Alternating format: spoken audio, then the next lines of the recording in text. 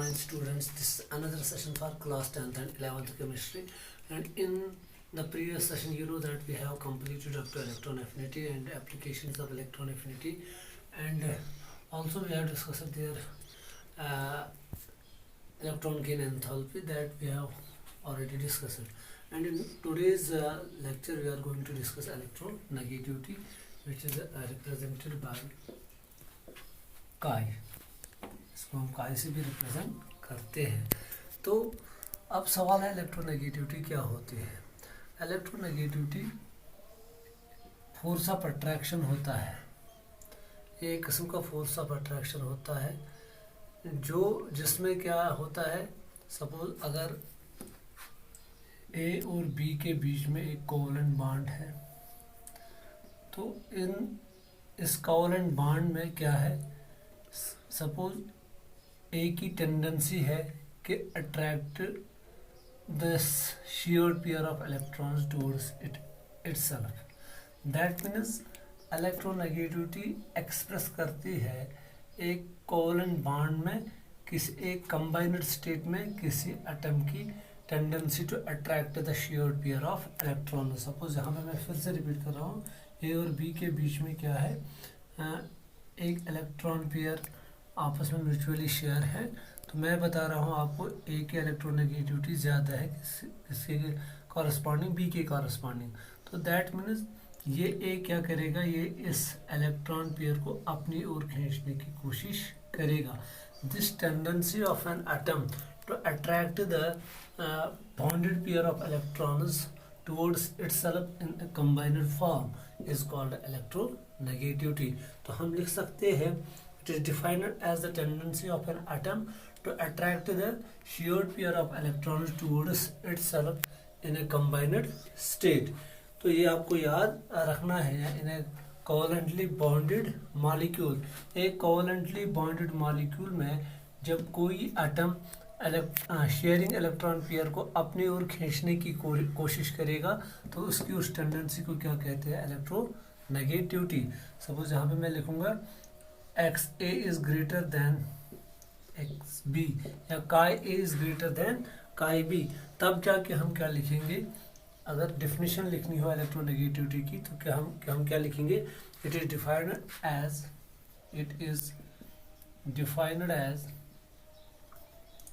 As the tendency of an atom of the element to attract the shear pair of electrons towards itself in a covalently bonded compound, or we can say molecule, that is called electronegativity. अब सवाल है, हमेशा हम electronegativity किसी भी atom की निकालते हैं जब वो एटम किसी दूसरे एटम के साथ बॉन्डेड फॉर्म में होगा. दैट मीन्स एक आइसोलेटेड एटम की इलेक्ट्रोनेगेटिविटी हम कैलकुलेट नहीं कर सकते हैं. तो ये भी आपको याद रखना है. अब शॉर्ट में मैं लिखूंगा, electronegativity of an atom can be calculated when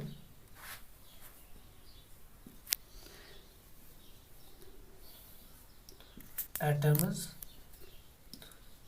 are in bonded state. और एक चीज आपको यहाँ पे याद रखना है, जो इलेक्ट्रोनेगेटिविटी का न्यूमेरिकल वैल्यू होता है वो किस पे डिपेंड करता है, वो डिपेंड करता है आयोनाइजेशन एनर्जी और इलेक्ट्रॉन एफिनिटी पे डिपेंड करता है. दैट मीन्स द न्यूमेरिकल, बाद में मैं समझाऊंगा क्या है इसका मतलब. The numerical value of electronegativity depends on the values of ionization energy or ionization potential and electron affinity, that is जिस एटम का, जिस एलिमेंट के एटम का आयोनाइजेशन एनर्जी और इलेक्ट्रॉन एफिनिटी क्या होगा, हायर होगा, that will possess higher electronegativity. That means जिस एटम की आयोनाइजेशन एनर्जी ज़्यादा होगी और इलेक्ट्रॉन एफिनिटी ज़्यादा होगी, उसी के पास इलेक्ट्रोनेगेटिविटी का वैल्यू भी बहुत ज़्यादा होगा। तो यहाँ पे मैंने बताया कि हम इलेक्ट्रोनेगेटिविटी किसी भी एटम की किस फॉर्म में निकाल सकते हैं, when they are in bonded state, that means isolated form में जब एक सिंगल एटम होगा उसका हम इलेक्ट्रोनेगेटिविटी का वैल्यू कैलकुलेट नहीं कर सकते हैं। और ये भी मैंने यहाँ पे बताया कि ये ज़रूरी बात है, जब आयोनाइजेशन पोटेंशियल ज़्यादा होगा किसी एटम में, दैट मीन जब किसी एटम से इलेक्ट्रॉन बाहर निकालना डिफ़िकल्ट होगा, बहुत ज़्यादा एनर्जी लगेगी, तो उसकी टेंडेंसी फिर क्या होगी, इलेक्ट्रॉन को अपनी ओर खींचने की। वही मैंने बताया, जिसके पास आयोनाइजेशन एनर्जी ज़्यादा होगी और इलेक्ट्रॉन एफिनिटी ज़्यादा होगी, उसी के इलेक्ट्रोनेगेटिविटी ज़्यादा होगी। तो अब अगर हमें यहाँ पे निकालना होगा चेंज इन इलेक्ट्रोनेगेटिविटी किसके बराबर होगी, यहाँ पे डेल्टा ई मतलब चेंज इन इलेक्ट्रोनेगेटिविटी, वो किसके बराबर होगा, एक्स ए माइनस एक्स बी। क्योंकि मैंने पहले ही बताया यहाँ पे कंडीशन क्या मान के चलते हैं हम, ए की इलेक्ट्रोनेगेटिविटी ज़्यादा है किससे, बी से, तो that mean it will attract this electron pair towards itself.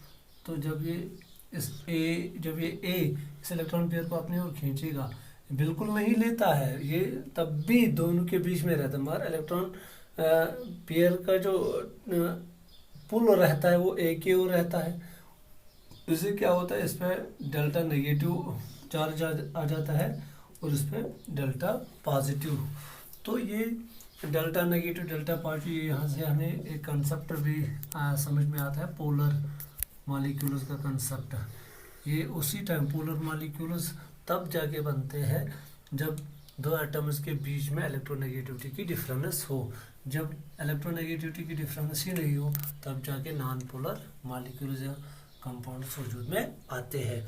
अब इसके बाद आपको कुछ स्केल्स पढ़नी है जिनसे हम ये कैलकुलेट कर सकते हैं कि किसी भी एलिमेंट के एटम की इलेक्ट्रोनेगेटिविटी कैलकुलेट कर सकते हैं। सबसे पहली स्केल जो आई हुआ है polling scale. Various scales for calculating electronegativity of an atom in combined form. पहली कौन सी स्केल आ गई, शाबाश, पहली आ गई पॉलिंग स्केल। पॉलिंग स्केल जो है वो एक, जिसको हम कहते हैं, ये बुनियाद रखती है थर्मोडायनेमिक्स की बुनियाद पे इस स्केल को डिवाइस किया गया, बनाया गया थर्मोडायनेमिक कंसेप्ट की बुनियाद पे। It is based on thermodynamics, scale is based on thermodynamics. और इसमें हम क्या, इस स्केल ने क्या कंक्लूड किया, जो इलेक्ट्रोनेगेटिविटी, जो फोर्स ऑफ अट्रैक्शन दो एटम्स के बीच में होना चाहिए वो बहुत स्ट्रांग होना चाहिए as compare to the individual force of attraction between the atom. Suppose इसके मुताबिक क्या होना चाहिए, सपोज अगर A2 प्लस B2 आपस में कंबाइन हो रहे हैं और क्या बना रहे हैं, AB ट्वाइस। हम ऐसे भी बना सकते हैं, A और A के बीच में कोवेलेंट बॉन्ड है, प्लस B और B के बीच में कोवेलेंट बॉन्ड है, तो उन्होंने क्या बनाया, AB। तो इस स्केल ने क्या कंसिडर किया, इसने बताया जो A और B के बीच में फोर्स ऑफ अट्रैक्शन होना चाहिए, according to this scale the force of attraction between the two atoms that is A and B must be stronger.